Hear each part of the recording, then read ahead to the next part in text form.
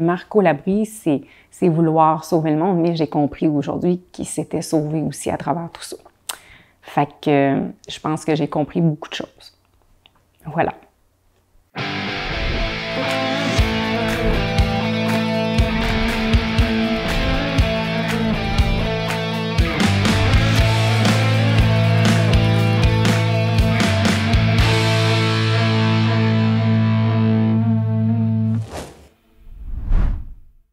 Je m'appelle Marco Labrie, j'étais un petit gars d'Arma.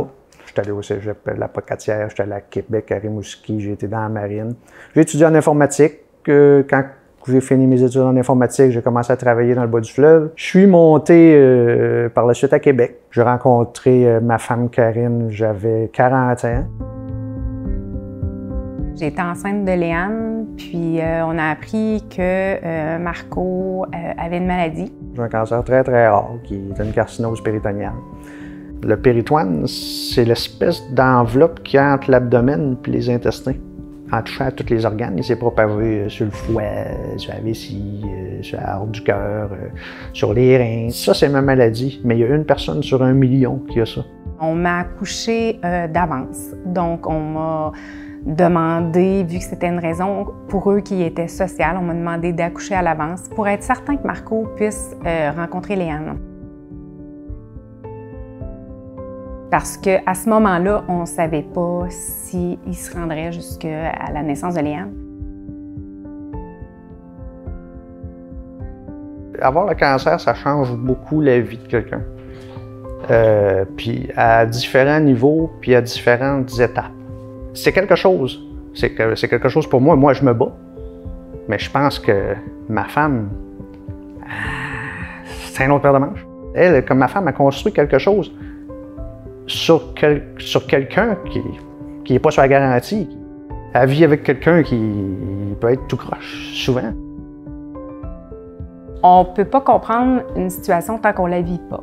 Je pense que moi aussi, en fait, je me suis découvert une force que je ne pensais pas avoir.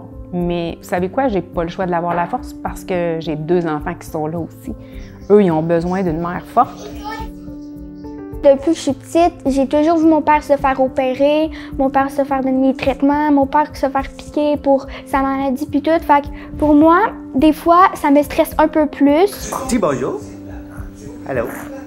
Des fois, on se fâche contre lui, ma soeur, ou on s'ostine avec lui, mais on comprend pas nécessairement que c'est sa maladie qui l'affecte dans ses humeurs, dans ses réponses, dans comment il est avec nous. Quand un membre de notre famille est malade, c'est souvent toute notre famille qui est malade. Il faut donner la chance à celui qui est malade de nous avoir proche de lui. Puis c'est pas toujours évident. Tu as l'impression que tu fais subir des affaires à ta femme, tu fais subir des affaires à tes enfants, mais tu as le contrôle sur rien. Malgré tout ça, je pense qu'ils réussissent à avoir un père tellement fort parce que Marco, c'est pas la personne abattue.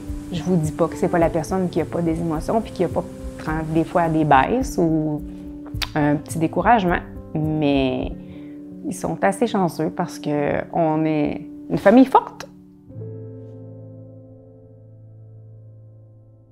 Je m'étais fait 2 promesses. Si je réussissais à rester en vie, j'ai épousé ma blonde. Ça, c'était la première étape. Puis je m'étais promis d'aider les gens. Ça fait que j'ai décidé de créer un événement qui s'appelle Concert pour la vie. Puis l'idée de l'événement, c'était de donner un billet en échange d'un don. Ça fait que si quelqu'un voulait faire un don pour le cancer, bien, il y avait de quoi en échange, puis il y avait un spectacle.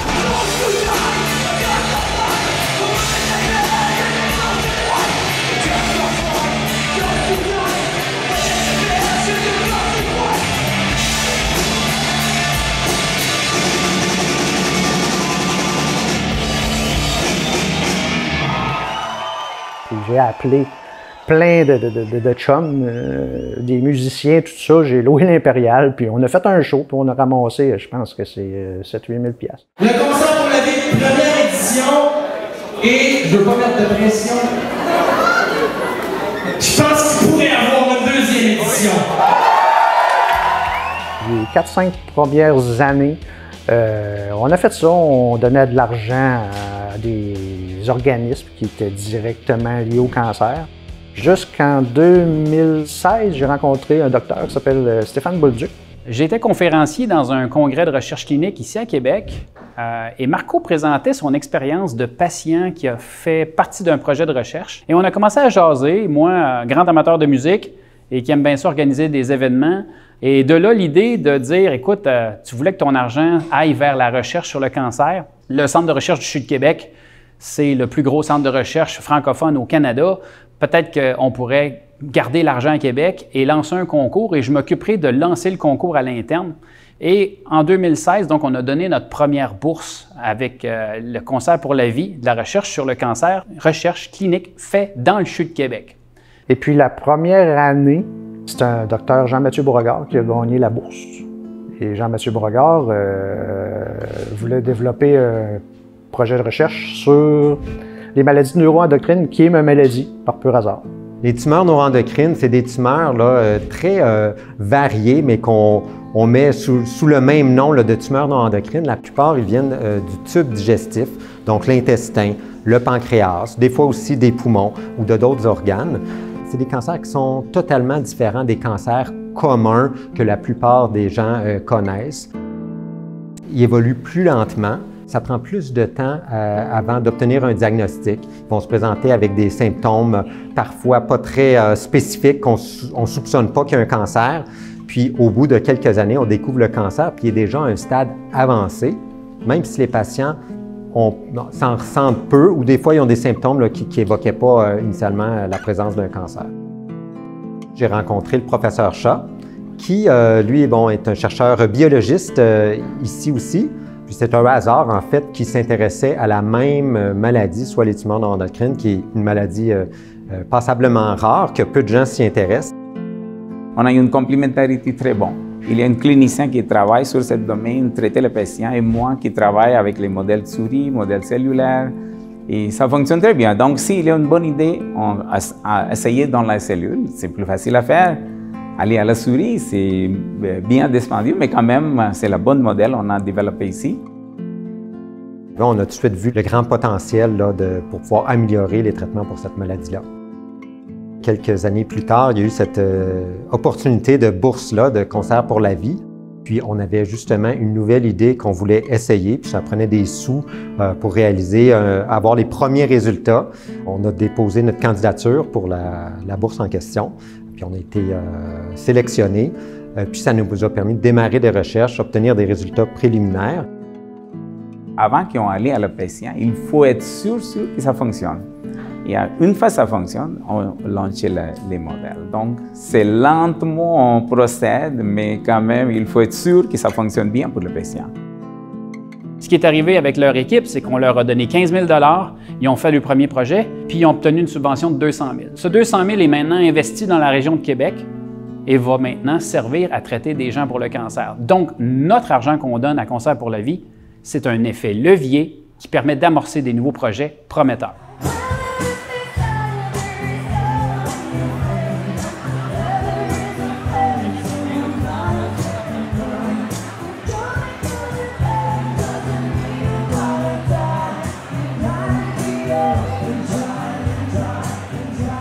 On a fait un partenariat très étroit avec la Fondation du CHU de Québec qui nous aide beaucoup et qui fait que notre événement est capable d'être réalisé sans aucun frais d'administration. Ça veut dire que chaque dollar que vous donnez au Concert pour la vie vont directement aux bourses.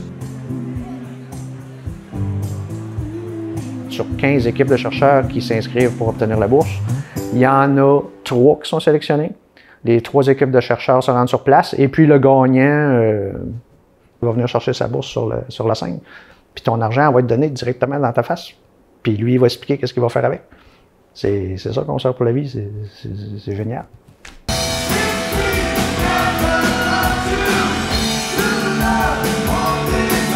Cette aventure-là de l'obtention de la bourse Concert pour la vie jusqu'à aujourd'hui, c'est en fait un heureux hasard en quelque sorte, puisque Marco est atteint d'une tumeur neuroendocrine.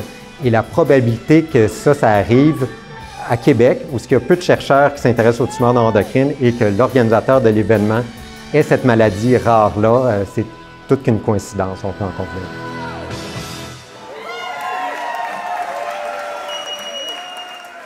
Le côté triste, c'est que ma maladie est repartie.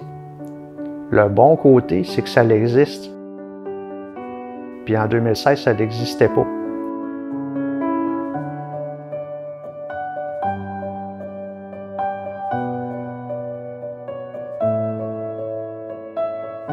À la base, c'est un traitement radioactif, un traitement qui se donne en médecine nucléaire.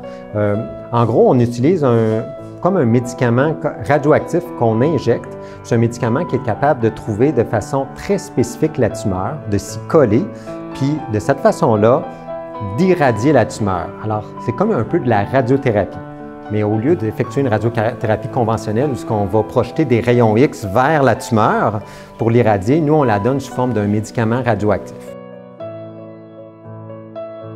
On est capable d'arriver à contrôler la tumeur, parfois pour plusieurs années, voire ça peut même dépasser une dizaine d'années avec ce traitement-là. J'ai environ 80% des patients et on pense qu'il y a encore du potentiel pour l'améliorer. Déjà d'excellents résultats cliniques. On pense qu'on peut faire mieux, puis c'est là-dessus que portent nos recherches. C'est incroyable. Ma vie va être rallongée. Je vais être plus longtemps avec ma famille grâce à des gens qui m'ont supporté, qui sont venus à chaque année. Si j'avais pas ça, je serais mort.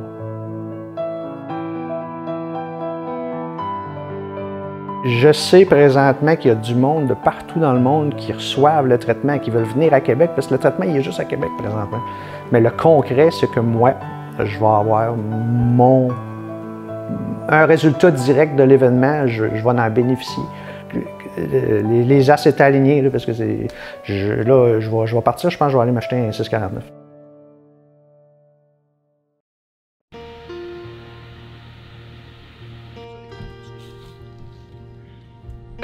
Pour la première fois en 12 ans, j'ai comme un espoir. On s'en va me faire injecter de ce liquide-là qui a été créé par une bourse que Concert pour la vie a donnée. C'est un peu spécial, là, mais c'est un gros matin pour moi, parce que si on n'aurait pas fait ça, il n'y aurait plus rien. Je suis fatigué. Je suis très très fatigué. Il y a la pancarte. Un remède contre le cancer, ça ne s'invente pas, ça se découvre ici.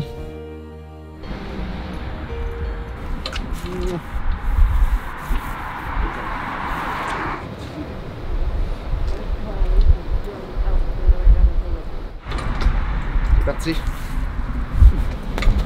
Je t'aime. Moi aussi.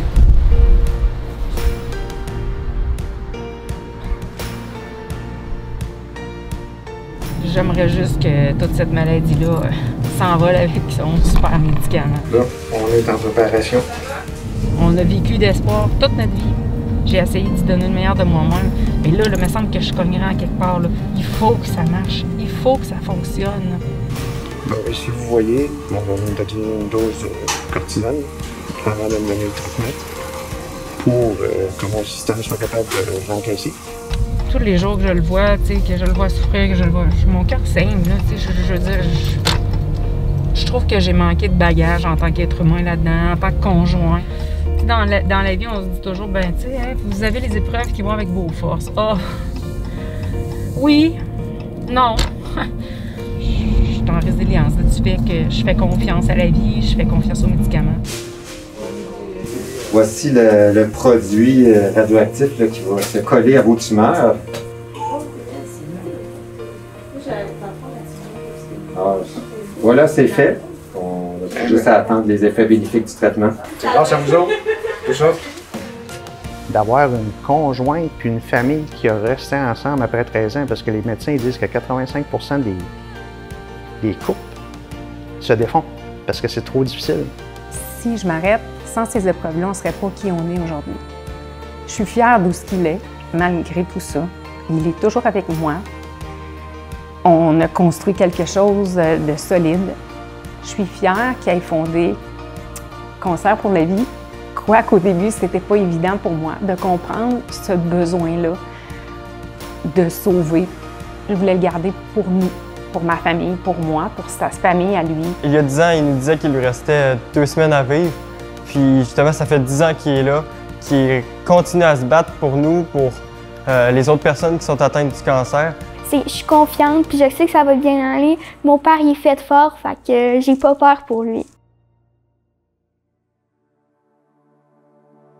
On est aujourd'hui, au 5e mois de mon traitement.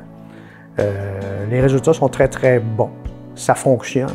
C'est génial. Ça a enlevé tous les symptômes. Le système digestif recommence à marcher plus normalement, chose qui ne fonctionnait pas avant. Et puis, j'avais beaucoup de trucs dans la tête, de l'anxiété, toutes sortes de trucs. Tout est disparu, c'est calme, calme, calme. Puis, j'ai eu un téléphone a sonné, puis c'était le docteur Pierre Dubé de Montréal. C'est le docteur qui m'a intégré au premier projet de recherche qui m'a sauvé la vie en 2008. C'est une sommité en Amérique de ma maladie. Et puis, à la fin de notre conversation, j'y ai posé une question. J'ai dit, tu penses-tu qu'avec le traitement que j'ai, je suis capable de faire 10 ans supplémentaires faciles?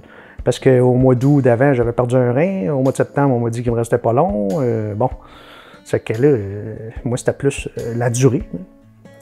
Puis, il m'a refait répéter la question 3 fois parce que jamais un docteur s'est commis à dire qu'il y a quelque chose qui marchait, que ça a toujours été, tu as un épée d'épotelage sur la tête, puis tu sais jamais comment ça va finir. Puis, cette journée-là, il dit la réponse, il dit si tu vas faire 10 ans facile, il dit c'est oui. Puis il dit peut-être probablement que dans 10 ans, on va s'arrassir, tu vas me reposer la même question, puis la réponse, il dit ça va être encore oui. Il dit pour la première fois de ta vie, en 14 ans de souffrance, puis de toutes sortes de charcuterie, puis tout ça, il dit tu peux avoir le mot espoir dans ta bouche pour la première fois. Ça l'a fait assez fort, comme je peux pas expliquer, tu y crois pas, tu dis... On t'a toujours dit en 14 ans que c'était impossible. Ça fait que le lendemain, j'allais vérifier les photos du traitement que j'avais eu le mardi. Ça fait que, à la base, quand le projet de recherche, quand Cancer pour la vie est parti le projet de recherche en 2016, il y avait un médecin, Jean-Mathieu Beauregard. Ils sont rendus 5 médecins. Ça fait que j'en ai rencontré un des 5. Puis on a parlé pendant 2 heures. Il m'a tout expliqué comment ça fonctionnait, tout. Puis là, j'ai dit, mon médecin de Montréal, le docteur Dubé, m'a appelé, puis j'ai posé la question. J'explique tout ça. J'ai dit, est-ce que je peux me fier sur ce qu'il me dit? Puis le médecin m'a répondu oui. Mais ça, c'est grâce à Cancer pour la vie, parce que j'ai reposé la question. J'ai dit, si j'aurais pas donné la bourse, il dit, non, il dit, ça, tu pourrais pas dire ce que tu dis aujourd'hui. Ça fait que j'ai une nouvelle vie avec un agenda en avant de moi. C'est sûr que j'avais un corps comme ça, puis j'ai le corps magané. Puis là, ben, au moins, ça va arrêter de descendre. La maladie, elle montait comme ça. Là, elle fait ça comme ça. Puis l'épidémotelèse que j'avais sur la tête, là, c'est des cellules qui l'ont. Parce que là, ils vont tous être cimentés. Ils sont pas mortes. Mais s'ils essayent de séparer, ils meurent. Ce qui veut dire qu'eux autres, ils ont une épidémotelèse sur la tête, puis moi, j'en ai plus. Après 14 ans, ça paraît drôle à dire, mais c'est un choc. C'est la plus belle nouvelle que tu pensais pas avoir un jour. Puis là, je l'ai entendu. Enfin, à partir de juillet 2021, je vais pouvoir m'occuper de ma famille. Ça fait 14 ans qu'ils s'occupent de moi. Puis je peux me faire un projet, j'ai un agenda. Je peux me faire un agenda, j'en ai jamais eu. Je sais pas ce que je vais mettre dedans. Je vais voir comment je vais filer aussi, parce que j'ai aucune idée. On sait pas dans quoi on s'en va, mais il y a de l'espoir. Je pensais jamais rallonger ma vie en jouant du rock'n'roll avec une gang de chums qui me supportent.